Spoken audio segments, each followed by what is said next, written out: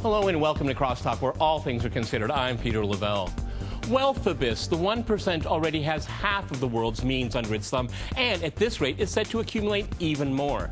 As much of the world slowly recovers from the Great Recession, the rich keep prospering. And there, because it's actually just a vehicle to do things for the very super rich. Michael in New York here, weigh in here. How is this affecting the global economy? Because the question has already been posed. It's not impossible in a couple of years we're going to have 2 or 3 people controlling most of the world's wealth. It's extraordinary to think about, but it's possible.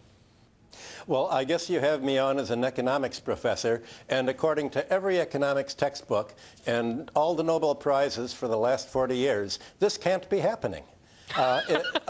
According to the economics textbooks, the wealthy get rich by adding to production. You earn what you make, and they're wealth creators.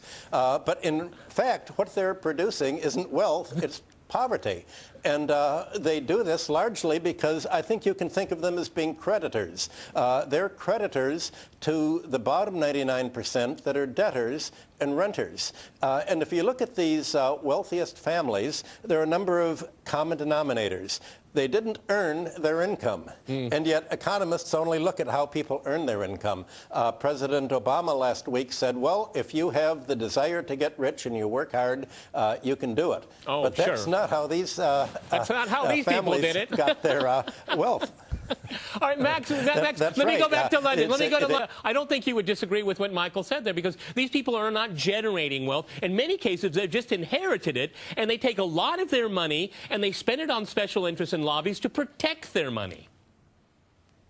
Absolutely, and I think our figures show that of the top group of people, the 80 people now, and of the billionaires, the top group of billionaires, about a third now inherited their wealth.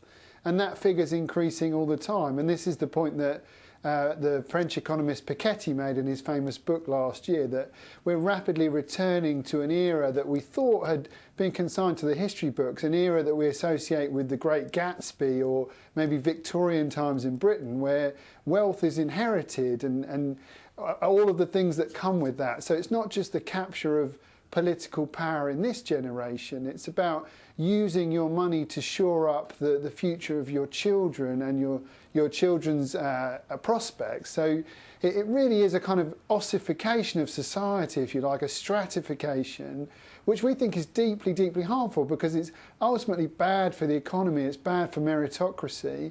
And I agree that it's a problem in the West, it's a problem in rich countries, but you know, I've lived for many years in the developing world, and it's certainly a problem, for example, in South Africa, where I lived, a deep, deep problem of inequality there, that it's such an issue that it's now attacking the success that we've seen in the war on poverty in many of these developing countries is being threatened by inequality there too. So it's a problem all over the world. It's not just in the UK and the US, it's a problem as much in South Africa and India as it is here in London. And what's the distinction between genuine wealth creators and those who've gained their wealth through political influence? And unfortunately, there's been a shift from genuine wealth creation and towards the sort of crony capitalist model. And I think that's more or less entirely a symptom of the politicisation of the economy and an era of big government. Okay, well, Michael, you want to weigh in there? Because, I mean, you've been on the program, we discussed Ukraine, we see how this crony capitalism is being supported by the West and exported there. That's just one example. Well, it's not industrial capitalism that we're talking about, obviously. It's finance capitalism.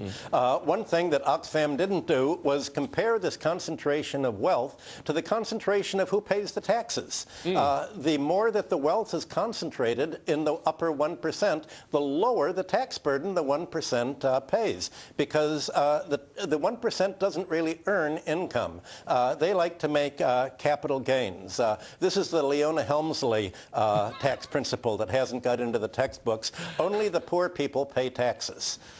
That's why so much money is spent on accountants. And in addition to accountants, of course, the 1% buy politicians.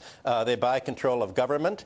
You have to buy control of government in order to be too big to jail. Under the old rules, the 1% would all be in jail today, and the rest of us would be on the outside. And instead, they've bought control of the courts and the justice system, so they're allowed to do all of the insider dealings, very much like the early American fortunes were made in the 19th century. By buying government, you buy the right to privatize the public domain. And almost all of this wealth that's been concentrated has been a privatization of natural resources, of land, and really buying what used to be called the public domain. So the rich now are really replacing government. Yes. So while they talk about being anti-government, meaning they're anti their taxes, they're all for government as a vehicle to give them control